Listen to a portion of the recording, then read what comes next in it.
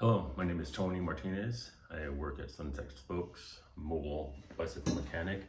And today I'm going to be talking about taping up a rim for a tubeless setup. Tape width.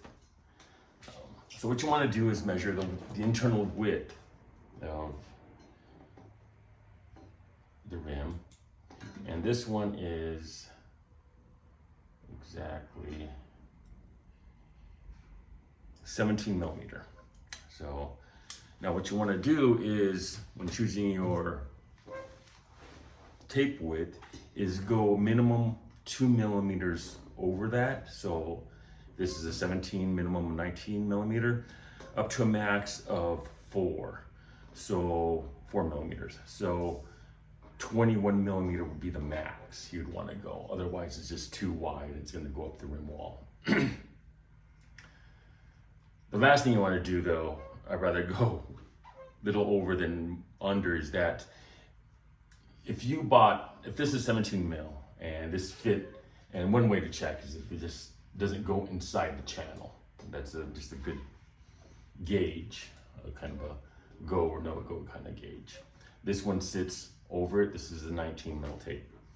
Is that if it's too thin, basically the tape edges are too close to the nipple holes on here, and you don't want that, because if sealing gets a little bit under the tape, it just starts ruining the glue and it just unravels itself.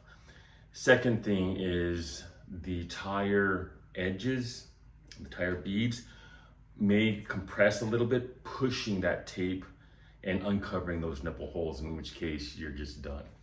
So always go over, if anything, minimum 2 millimeters over than the internal width of the rim.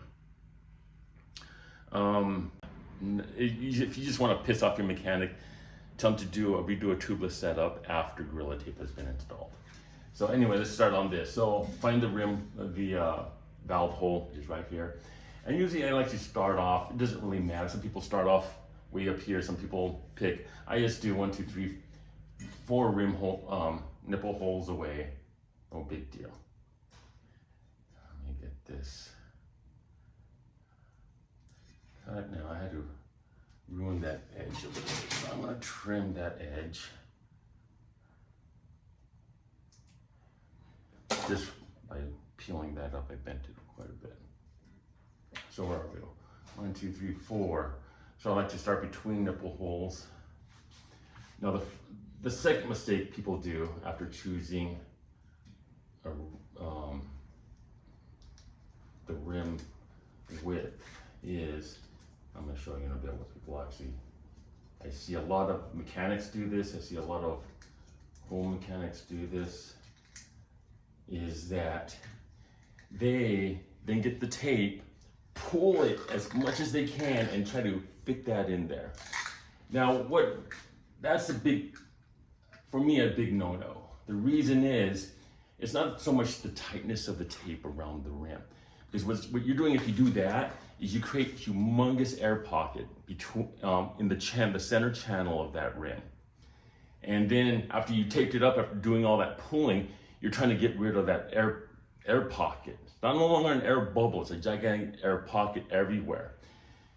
So what I do is, you don't, just a little bit at a time, as I'm taping it, I'm actually pushing it with my thumb as tight as I can to cover as much surface area in that center channel and on each side of it.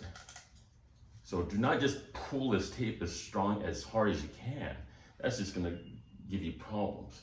And the problem with having an air pocket is if sealant, a liquid, got underneath there somehow, worked its way into that air pocket.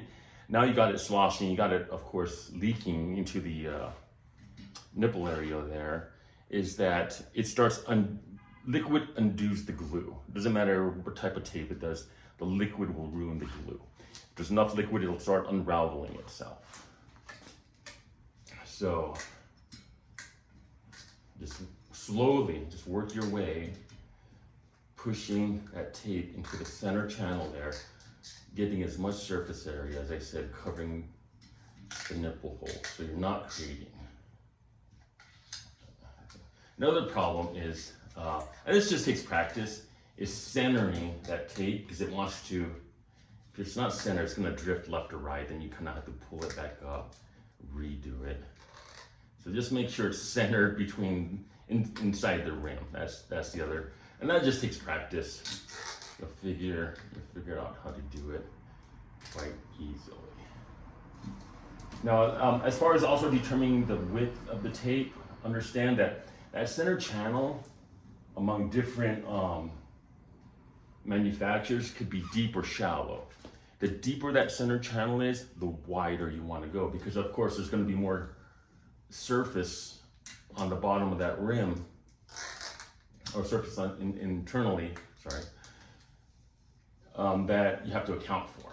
So if you choose one that's maybe just 2 millimeters wider, which you may think, oh, that's okay, it's 2 millimeters wider, but that center channel is deep, it's not really, the tape is really not wide enough. It's not going along the rim wall. Another reason you want a nice wide tape is that, and I'm sure some of you have done this a lot, you've seen when a tire, when you're deflating a tire, either to do a refresh or changing out the tire, whatever, the wall of that tire, the bead walls of that tire, or I should say the edges of that tire, will catch on the rim tape's edges and squeeze it and pinch it in, thus uncovering the nipple holes. Basically, it's grabbing, the tire is grabbing the edge and pinching it, and so now you gotta basically do the entire tape. You gotta untape it, clean it, do the entire setup. And that sucks if all you're doing is trying to do a refresh and you pull out that nozzle and boom, you just ruined your tape job because the tire grabbed the edges of that tape and pinched them in. So we're almost done here. I think, yeah, no, a little bit more than halfway. Take that back. So again, don't need to pull it tightly, just need to get as much surface area taped up so that there's no air bubbles or air pocket. And I actually like doing this job without gloves, because gloves seem to not make it go as quickly. It's just gloves want to more, it just seems to be catching on the tape as you're doing this. But make sure, good, make sure your hands are clean of any, outside oils other than your skin, of course, it always has that. But make it as clean as possible, guys. Just past the nipple hole, so I'm gonna go about a quarter of the way down on the rim. I'm gonna cut it. Now, act up. Here's where I do like to take off the stand now, because to get more force on it. Just sit on my leg, and I start just using a rag to start getting any air bubbles out. And make sure it's pressed. I start with the internal, the center of the tape. You hear some of the little air pockets. There we go. More. And the air pockets, as they go over the rim holes, will just take care of itself.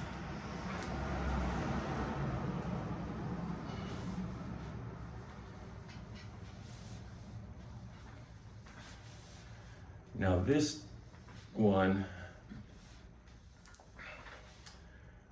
this is like I said, 17, I went with the 19. It's a pretty deep channel. I could have gone to 21. They don't seem to make a 20 millimeter tape. It's like 19, 20 was I remember. So I could have went with 22 easy. I probably should have, but I don't know if it was available or if it was out of stock is the reason I went with 19. I just wanted to get it done and was impatient. But it should work. Alrighty. Now that the center is done, always try to finish it where the edge is. Okay. Then, same technique, but now I'm grabbing onto the rim wall to get the edges of the tape. So I do the same thing, get the edges, make sure they're nice and tight against the surface. I usually just do it twice. Now I do the other side by just flip that around and actually go forward. Because the last thing I want to do is, if I'm doing this much pressure, is pull up that rim, that edge of the tape, the leading edge of the tape. So when you do this, you do want to follow the tape job so you don't accidentally, as you're putting a lot of pressure, pull up the edge of that tape as you're doing this. Okay, so that's it. It's taped. It's actually looks like a beautiful job. Actually, this tape actually worked out just from the looks and how it kind of slightly stretched. Muck-Off is a weird tape. It doesn't stretch whatsoever. There's no give to it, zero. Stands, this felt like I was putting stands on. If I was to do a blind test and just closing my eyes and just feeling it as I was putting it on, I couldn't tell the difference. We'll find out if the glue is just as good. But as far as the material type, it felt just like stands. So if this works out on this non-compatible tubeless wheel, this may be my go-to because it's half the cost, more than half the cost, 60% off of stands. I don't know if you can see this, but there's the weld, or not the weld, where they pinned it. The seam, like gargantuan that is. Huh. Anyway, so now that we got that taped up, let's make the hole. What I recommend always when making the initial hole is use a pick, a straight pick. I don't know where I put mine. Or a jeweler's screwdriver, a small jeweler's screwdriver. You want something really pokey and sharp. Don't use a screwdriver, don't use a blade. What I find, and it's true, but I find if you do that, it starts tearing it. Whereas this makes a nice round hole with no edges, to say. And when you put the valve through it, the tubeless valve, it just goes in nicely with, it's just nice. So center that, just make sure, just poke it through.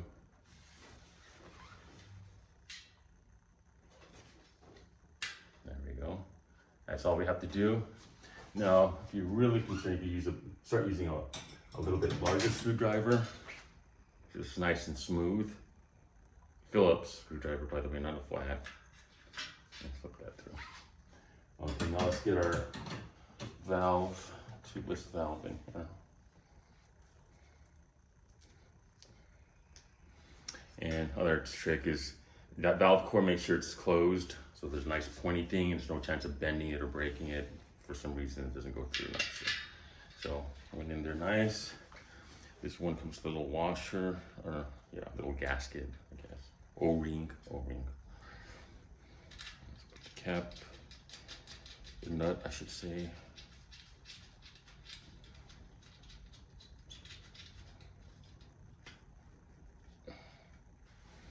And I do like mine tight. I'm not using a wrench right now. I'm just pushing with my thumb down and then just turning it until The reason I do it tight is people say, oh, if it's too tight, it's hard to get off your Viva, or I have to put a tube in it on the trail. Problem is, more often than not, while you're airing it up, because even tubeless, you gotta check you really want to do a pre-ride check and check, anytime you go on ride, check the air pressure, is that they'll start unscrewing something, either the little valve core lock or even the cap, and they accidentally unscrew the entire tubeless valve from the wheel, and then it's leaking everywhere, and it's just a mess. Then you're trying to tighten it without actually breaking the bead on the tire and doing all that junk. So just make sure it's tight, because no matter what, you can always take it off.